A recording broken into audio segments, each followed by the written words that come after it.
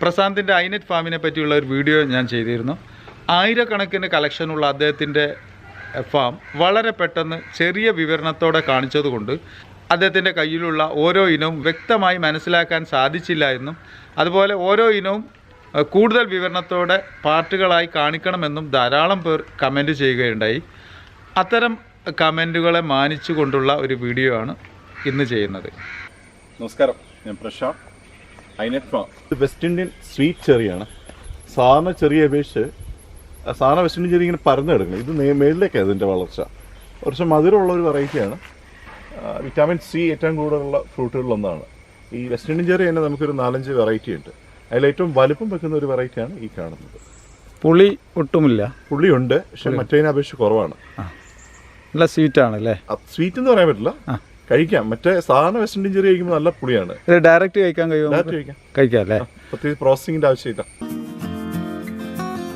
ഇത് rain forest പ്ലമാണ്. Brazilian സ്വദേശിയാണ്. Amazon കടകളിൽ നിന്ന് കണ്ടെത്തിയ ഒരു പഴമാണ്. വളരെ ലേറ്റായിട്ട് എത്തിയ നല്ലൊരു പഴമാണ്. ഞാവൽപ്പഴത്തിൻ്റെ വലിപ്പം വരുന്ന നമുക്ക് ഈ ഒരു വെറൈറ്റി, ഇത് കുറച്ച് വെറൈറ്റികളുണ്ട്. ഇതിന് വലിപ്പമുള്ളതും വലിപ്പം കുറഞ്ഞതും എല്ലാ മാസവും കായ്ക്കുന്ന വെറൈറ്റി. എല്ലാ മാസവും ഇതിന് പഴം ഉണ്ടാവും. എപ്പോഴും നമുക്ക് പഴം കിട്ടും. പഴം എങ്ങനെയാണെന്ന് വെച്ചാൽ ഇത് ഫ്ലവർ, ഈ കാണുന്നത് ഇത് 3 ദിവസം ഫ്ലവറിങ് കഴിഞ്ഞിട്ട് 3 ദിവസം കഴിഞ്ഞിട്ടുള്ള സ്റ്റേജാണ്. ഇത് കാ പിടിച്ചു. ഇത് 15 ദിവസമായിട്ടുള്ള ഒരു സ്റ്റേജാണ്. ഇത് 30 ദിവസം ആകുമ്പോൾ ഇതിന് പഴം പറിച്ചിട്ടുണ്ടായിരുന്നു. ഫ്ലവർ ചെയ്താൽ 30 ദിവസം പഴം റെഡിയാണ് കഴിക്കാനായിട്ട്. അത് ഇതിൻ്റെ പോളിനേഷൻ വാട്ടർ പോളിനേഷനാണ്.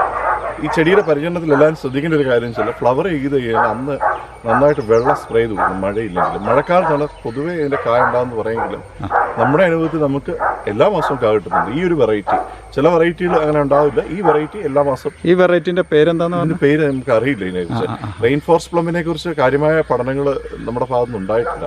നമുക്ക് 4-5 വെറൈറ്റി ഉണ്ടെന്നുള്ളതല്ലാതെ വലിപ്പമുള്ളതും വലിപ്പം കുറഞ്ഞതും എപ്പോഴും കായ്ക്കുന്നതും അങ്ങനെ മധുരമുള്ളതും അങ്ങനെയുള്ള വെറൈറ്റി ഉണ്ടെന്നുള്ളതല്ലാതെ ഇതിൽ ഇനത്തിരിവ് ബ്രസീലുകാർക്ക് പോലും അറിയില്ല. ഒരു ബ്രസീലിയൻ സാഹിബ് ഇവിടെ താമസിക്കാറുണ്ട് ഇടയ്ക്ക് വന്ന്. അദ്ദേഹത്തോട് അതിനെക്കുറിച്ച് ചോദിച്ചപ്പോൾ റെയിൻ ഫോറസ്റ്റ് പ്ലം എന്നുള്ളതല്ലാതെ അവർക്ക് വേറെ അതിനെക്കുറിച്ച് അറിവില്ല.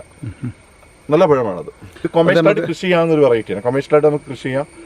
എനിക്ക് ഏകദേശം ഈ വർഷം ഇതിൽ നിന്ന് കുറഞ്ഞതൊരു 100-500 ഫ്രൂട്ടോളം ഇതിന് കിട്ടിയിട്ടുണ്ടല്ലേ. നമ്മളിത് തൈകളായിട്ട് അത് കൊടുക്കുകയാണ്. പഴം ഇവിടെ വരുന്നവർക്ക് കഴിക്കാൻ കൊടുക്കാറുണ്ട്. ഞാവൽപ്പഴം കഴിക്കുന്ന പോലെ തന്നെയുള്ള ഒരു പഴമാണ്. ഒരു ടേസ്റ്റാണ്. ചെറിയ സീഡാണ്. ഇത് പഴുത്ത് കഴിഞ്ഞാൽ നിറം ഏതാ വരിക? ബ്ലാക്ക് കളറും. ഓക്കെ. പിന്നെ ഇതിന്റെ പരിചരണം വളരെ സിമ്പിൾ. സാധാരണ ചാണകപ്പൊടി ഇട്ട് കൊടുക്കുകയല്ല, വേറെ ഒന്നും ചെയ്യാറില്ല. തന്നെ നല്ല വെയിലുള്ളിടത്തും തണലിടത്തും ഒക്കെ കായ്ക്കുന്നുണ്ട്. പക്ഷെ കൂടുതൽ കായ് വെയിലുള്ളിടത്തായിരിക്കും. പുതിയ തൈ ഉണ്ടാക്കുന്നത് സീഡിൽ നിന്നാണ്. ലെയർ ചെയ്ത് നോക്കിയിട്ടുണ്ട്, സക്സസ് അല്ല.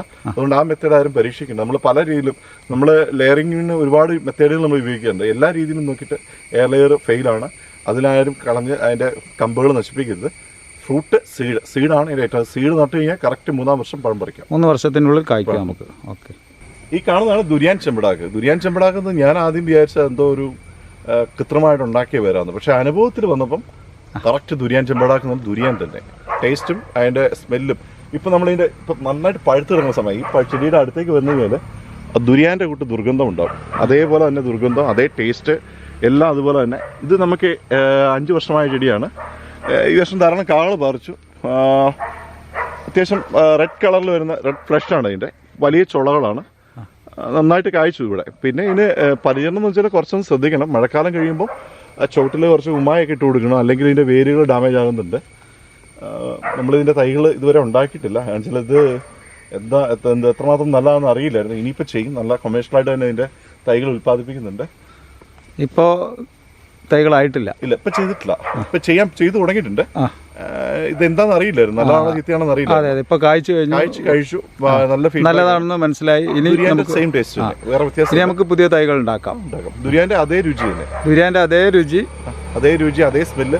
താങ്കൾ അടുത്ത് വരുമ്പോൾ സ്മെല്ല് നല്ല സ്മെല്ലുണ്ട്. നല്ല സ്മെല്ല്. ദുരിയാന്റെ സെയിം സ്മെല്ലാണ്. പഴവും ഏകദേശം അതുപോലെ തന്നെ. മെയ് മാസത്തിലാണ് അതിന്റെ ഫ്ലവർ ചെയ്ത് കാ സെറ്റായത്. ഓഗസ്റ്റ് ഒക്കെ ആകുമ്പോൾ ഇതിന് പറിക്കാൻ തുടങ്ങിയിട്ടുണ്ട്. പല ആളുകളും പറയാറുണ്ട് ഈ ചെമ്പടാക്ക് കേരളത്തിൽ ഉണ്ടാവില്ല, മരം തന്നെ ഒരു നശിച്ചു പോകുന്ന ഒരു സ്ഥിതിയാണ് കേരളത്തിലുള്ളത് എന്ന് പറയാറുണ്ട്. അത് ശരിയാണോ എന്നുള്ളതാണ്. അത് ചില വെറൈറ്റികൾക്ക് അത് സത്യമാണ്. എൻ്റെ അനുഭവത്തിൽ ഇതൊരു 60ഓളം ചെമ്പടാക്ക് ഞാൻ വെച്ചാണ്. അതിൽ പല വെറൈറ്റികളൊന്നും ഇല്ല. അപ്പോൾ ഇപ്പോൾ ഉള്ളത് ചീനി ചെമ്പടാക്ക്, ദുരിയാൻ ചെമ്പടാക്ക്, പരാഗ് ചാമ്പ്യന്, പിന്നെ നങ്കടാക്ക്, ഇങ്ങനെ കുറച്ച് സാധനം മാത്രമേ സർവൈവ് ആവുന്നുള്ളൂ. അത് എന്താണെന്ന് വെച്ചാൽ നമ്മുടെ ഇവിടെ കണ്ടിന്യൂസ് മഴയാണ്. ആ മഴ ആ മഴക്കാലത്ത് ഇതിനെ പ്രതിരോധിക്കാൻ കഴിയുന്നില്ല. ഇപ്പോൾ ഇന്തോനേഷ്യയിലൊക്കെ എങ്ങനെയാണെന്ന് വെച്ചാൽ ഒരു മഴ വന്നാൽ 1 മണിക്കൂർ നിന്നിട്ട് മാറിക്കളയും. മാക്സിമം 1 മണിക്കൂറാണ് മഴ കാണുന്നത്. അവിടെ അതല്ലാതെ വരുന്നത് വളരെ അപൂർവം. നമ്മുടെ നാട്ടിൽ മഴ തുടങ്ങിയാൽ ഒരു ദിവസം ഫുൾ മഴയാണ്. അങ്ങനെയുള്ള സാഹചര്യത്തിൽ ഇത് ചെടി പറ്റില്ല. നീർവാഴ്ച നന്നായിട്ട് വേണം, അല്ലെങ്കിൽ ചെടി ഡാമേജ് ആകും. നമ്മൾ ഇതിനെ ഇടയ്ക്ക് കുമ്മായിട്ട് കൊടുക്കും, അല്ലെങ്കിൽ ബ്ലൗക്കോൺ ഇട്ട് കൊടുക്കും. ബ്ലൗക്കോൺ എന്നുള്ളത് ഒരു ജർമ്മൻ മെഡിസിനാണ്, ജൈവ മെഡിസിനാണ്. അത് ഇട്ട് കൊടുത്താലും മതിയാവും. ഇവിടെ കിട്ടുമോ? ഇപ്പം നമുക്ക് ഇവിടെ ഇഷ്ടംപോലെ അവൈലബിൾ ആണ്. കിലോയ്ക്കൊരു 200 സംതിങ് റുപ്പീസേ വിലയുള്ളൂ. ഒരു കിലോ മേടിച്ച് കഴിഞ്ഞാൽ 100 ലിറ്റർ വെള്ളത്തിൽ കലക്കി ഒഴിച്ചു കൊടുക്കാം. നമ്മൾ വെള്ളത്തിൽ കലക്കാതല്ല, ഡയറക്റ്റ് ഗ്രാനൂട്ട്സ് വെള്ളത്തിലേക്ക് ഇടുകയുള്ളൂ. എല്ലാ ചെടികൾക്കും ഇടാറുണ്ട്. അല്ലാതെ വേറെ പ്രത്യേകിച്ച് ഇതിന് പരിചരണം നമ്മൾ ചെയ്യാറില്ല. ഇവിടെ നന്നായിട്ടുണ്ടായിട്ടുണ്ട് അല്ലേ? നന്നായിട്ട്. ഇത് ഒരു 10-25 ചക്ക ഉണ്ടായിരുന്നു. ഇപ്പം നമ്മൾ കുറേ പറിച്ച ശേഷമാണ് അതിപ്പം ഷൂട്ട് ചെയ്യുന്നത്. ലോകത്തിലെ 10 ട്രോപ്പിക്കൽ ഫ്രൂട്ടുകളിലൊന്നാണ് കോക്കം അറിയപ്പെടുന്നത്. നമ്മുടെ നാട്ടിൽ ഇതിനെക്കുറിച്ച് കാര്യമായ അവയർനെസ് പലർക്കും ഇല്ല. ഇതിൻ്റെ ഒരു പ്രത്യേകത എന്താണെന്ന് വെച്ചാൽ വേനൽക്കാലത്താണ് ഇതിൻ്റെ ഫലം ഉണ്ടാകണേ. ഇതിൻ്റെ ഫ്രൂട്ട് ഈ ദാഹശമനിയായിട്ട്, അതായത് നല്ലൊരു ഫ്രഷ്നെസ് കിട്ടും. ഇതിൻ്റെ ഫ്രൂട്ട് ജ്യൂസ് അടിച്ച് കഴിച്ചാൽ, ജ്യൂസ് അടിച്ച് അത് ഉപയോഗിക്കണേ. അതായത് വേൾഡിലെ 10 ട്രോപ്പിക്കൽ പഴങ്ങളൊന്നായിട്ട് പരിഗണിക്കുന്ന ഒരു സാധനമാണ് കോക്കം. ഇതിന് യെല്ലോ കളറുണ്ട്, അതുപോലെ തന്നെ പർപ്പിൾ കളറും ഉണ്ട്. 2 വെറൈറ്റി ഉണ്ട്. മാംഗോസിൻ്റെ ബന്ധുവാണ് ആൾ. ഗാർസീനിയ ഫാമിലിയിലെ മെമ്പറാണ്. പഴം കഴിച്ചിട്ടുണ്ടോ? പഴം കഴിക്കും, ഇവിടെ ഉണ്ടാവുന്നുണ്ട്. അപ്പോൾ ചെറിയൊരു ചെടി ഞാൻ കാണിച്ചതേ ഉള്ളൂ. ജൂൺ ആകുമ്പോഴത്തേക്ക് ഇതിൻ്റെ കാ പറിച്ച് തീർന്നിരിക്കും. മെയ് ജൂൺ കാലയളവിലാണ് കൂടുതലും കാണുന്നത്. പിന്നെ ചില ഏരിയയിൽ സമയം തെറ്റി ഡിസംബറിലൊക്കെ കായ ഉണ്ടാകുന്നുണ്ട്. നമ്മുടെ ലൂവിയുടെ ഫാമിലിയിലെ വളരെ നല്ല ഒരു ചെടിയാണത്. അപ്പോൾ ശരിക്കും പറഞ്ഞാൽ റെക്കമെൻഡ് ചെയ്യുന്ന ഒരു പഴമാണ്. വെച്ചാൽ ഒരു ഡയറക്റ്റായിട്ട് എഡിബിൾ ആയിട്ടുള്ള, അധികം വലിപ്പമില്ലാത്ത, വെസ്റ്റ് ഇന്ത്യൻ ചെറിയുടെ മുഴുപ്പ് വരുന്ന നല്ല മധുരമുള്ള ഒരു ചെറിയാണിത്. നമ്മൾ സ്ട്രോങ് ആയിട്ട് റെക്കമെൻഡ് ചെയ്യുന്ന ഒരു ചെടിയാണ്. കാരണം വെച്ചാൽ എല്ലാവരും വീട്ടിൽ നിർബന്ധമായിട്ട് ഇതൊരു ചെടി വെക്കുക. നമ്മുടെ നാട്ടിലേക്ക് വന്നേ ഉള്ളൂ. ഇത് ലൂബിയല്ല, സ്വീറ്റ് ലൂബിയല്ല, മണില ടെന്നീസ് ബോൾ ചെറിയല്ല, വളരെ നല്ല ഒരു പഴമാണ്.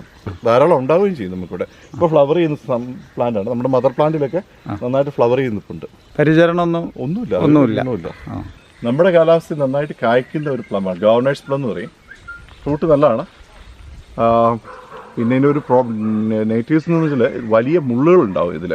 അപ്പോൾ ധാരാളം ഫ്രൂട്ടുകളുണ്ടാവും. നമുക്ക് കഴിക്കാൻ വളരെ സ്വീറ്റ് ആയിട്ടുള്ള ഒരു ഇതാണ്. ഗവർണേഴ്സ് പ്ലം ശരിക്കും ലൂവിക്കയുടെ ഒരു ഷേപ്പ് അതിൻ്റെ ലീഫിനൊക്കെ വരുന്നത്. ഫ്രൂട്ട് നല്ല റെഡ് കളറിൽ നല്ല ഫ്രൂട്ടാണ്. പിന്നെ കുട്ടികളൊക്കെ ഉള്ള ഏരിയയിൽ ഇത് വെക്കാതിരിക്കുക. കുറച്ച് ഉള്ളിലേക്ക് കയറി. എൻ്റെ ടോൺ ഭയങ്കര വലുതാണ്. ഈ കാണുന്നതല്ല, എൻ്റെ വലിയ മരത്താകുമ്പോൾ കുറച്ചുകൂടെ വലിയ മുള്ളുകൾ വരും. ടേസ്റ്റ് ഉണ്ട് അല്ലേ? നല്ല ടേസ്റ്റ് ഉള്ളതാണ്. തൈയുണ്ട്. ജബൂട്ടിക്കയുടെ കുറേ വെറൈറ്റി, ജാക്കിൻ്റെ കുറേ വെറൈറ്റി, മാവിൻ്റെ കുറേ വെറൈറ്റി, പിന്നെ മറ്റ് ബെക്കൂരിയ ഫാമിലീസിൻ്റെ കുറേ വെറൈറ്റി, ഗാർസീനിയയുടെ ഒരു നല്ല കളക്ഷൻ. ഗാർസീനിയ മാംഗോസിൻ ഫാമിലിക്ക് ഡൊമൈൻ നെയിമാണ് ഗാർസീനിയ. അതിൻ്റെ അത്യാവശ്യം നല്ലൊരു കളക്ഷൻ നമ്മൾ ചെയ്തു. അപ്പോൾ ശരിക്കും പറഞ്ഞാൽ ഈ ഫ്രൂട്ട് ഇതെല്ലാം കളക്ട് ചെയ്ത് നല്ലത് വരുന്നത് സെയിൽ ചെയ്യുക, അങ്ങനെ ഒരു പുതിയൊരു സംസ്കാരം നമുക്ക് ഉണ്ടാക്കിയെടുക്കുക നാട്ടിൽ. നമ്മുടെ നാട്ടിൽ ഈ കൊറോണ കാരണം പുതിയൊരു സംസ്കാരത്തിലേക്ക് വന്നു. ആൾക്കാർ ഡയറക്റ്റ് സെല്ല് ചെയ്യുന്നൊരു മെത്തേഡിലേക്ക് വന്നു. എന്ന് പറഞ്ഞ പോലെ ഈ ഫാമുകൾ, ഒരാൾക്ക് ഒരു 1/2 ഏക്കർ അല്ല 1 ഏക്കർ സ്ഥലം ഉണ്ടെങ്കിൽ അതിൻ്റെ അകത്ത് ഏതെങ്കിലും 1-2 നല്ല ഐറ്റം ഉൽപ്പാദിപ്പിച്ച് നല്ല രീതിയിൽ ഡയറക്റ്റ് സെല്ല് ചെയ്യുകയാണെങ്കിൽ ഇപ്പോൾ ആൾക്കാർക്ക് ഒരു വണ്ടിയെ കൊണ്ട് വഴിസടിയിട്ട് സെല്ല് ചെയ്യുന്ന യാതൊരു പടിയില്ല. നമ്മൾ കാണാൻ കഴിയും. ഓരോരുത്തർ കാറെ കൊണ്ടുപോയിട്ട് വിൽക്കുന്നു, നല്ല നല്ല കാറുകളുമായിട്ട് വന്ന് ചെടികൾ വിൽക്കുന്നു. ഇങ്ങനെയൊക്കെ കാണുന്നതാണ്. ഫ്രൂട്ട്സ് സ്വയം ഉൽപ്പാദിപ്പിക്കുന്ന ഫ്രൂട്ട്സ് ഒരു മടിയും കൊണ്ടായില്ല. വഴി സൈഡിൽ കൊണ്ടുപോയിടുക, അല്ലെങ്കിൽ നല്ല സ്ഥലം കൊണ്ടുപോയിട്ട് സ്വയം സെയിൽ ചെയ്യാൻ മീഡിയേറ്റേഴ്സിൻ്റെ ആ ഒരു ഇത് ഒഴിവാകും. പിന്നെ ബൾക്കായിട്ട് ചെയ്യുന്നവർ ഒരിക്കലും സ്വയം സെയിൽ ചെയ്യാൻ നിൽക്കില്ല. അവരെ മീഡിയേറ്റർ വഴിയോ അല്ലെങ്കിൽ കടകൾ വഴിയോ വിൽക്കുക. ഷെൽഫ് ലൈഫ് കൂടുതലുള്ള പഴങ്ങൾ കൂടുതൽ കളക്ട് ചെയ്യുക. ഷെൽഫ് ലൈഫ് കൂടുതലുള്ളത്, പ്രൊഡക്ഷൻ കൂടുതലുള്ളത്, പിന്നെ സീസൺ നോക്കി വേണം കളക്ട് ചെയ്യാൻ. ഇപ്പം ഏപ്രിൽ തൊട്ട് പിന്നെ ജൂൺ വരെ പഴങ്ങളുടെ ഒരു സീസണാണ്. അതായത് ഫെബ്രുവരി ലാസ്റ്റോട് സ്റ്റാർട്ട് ചെയ്യും. അതിന് മുമ്പുള്ള സീസണുള്ളത് ജൂൺ, ജൂലൈ, ഓഗസ്റ്റ്. അതോടുകൂടി ഈ സീസൺ അവസാനിക്കും. ഒരു നവംബർ ഡിസംബർ പീരീഡിൽ വേറെ പഴങ്ങളില്ല. അപ്പോൾ ആ സമയത്ത് കായ്ക്കുന്ന പഴങ്ങൾ, ആ സമയത്ത് കഴിക്കുന്ന അബിയു പോലുള്ള പഴങ്ങൾ കായ്ക്കും. അപ്പോൾ ഇത് കൃത്യമായിട്ട് പഠിച്ച് മാർക്കറ്റ് അനലൈസ് ചെയ്തിട്ട് ഷെൽഫ് ലൈഫ് ഉള്ളതും ഡയറക്റ്റ് സെല്ല് ചെയ്യാൻ പറ്റുന്നതും, കഴിച്ചാൽ വീണ്ടും കഴിക്കുന്നതും, ചില പഴങ്ങൾ ഒരു പ്രാവശ്യം കഴിച്ചാൽ പിന്നെ ജന്മത്തിൽ തിരിഞ്ഞു നോക്കില്ല, അങ്ങനെയുള്ള പഴങ്ങൾ ഒഴിവാക്കി നല്ല നല്ല പഴങ്ങളും കണ്ടെത്തി പുതിയ യുവജനങ്ങൾ അല്ലെങ്കിൽ ഗൾഫിൽ നിന്നൊക്കെ റിട്ടയർഡായിട്ട് വരുന്നവർ അവർ സ്വയം കൃഷി ചെയ്ത് നല്ല നല്ല ഇനങ്ങൾ അതിൽ നിന്നുണ്ടാവുകയാണെങ്കിൽ അതിൻ്റെ തൈകൾ ഉൽപ്പാദിപ്പിച്ച് വിൽക്കുക. ഇങ്ങനെയൊക്കെ ചെയ്ത് നമ്മുടെ കേരളത്തിൻ്റെ പുതിയൊരു സംസ്കാരം വളർത്തിയെടുക്കുക. ഫുഡ് ഫോറസ്റ്റ് രണ്ട് കൺസെപ്റ്റാണ്.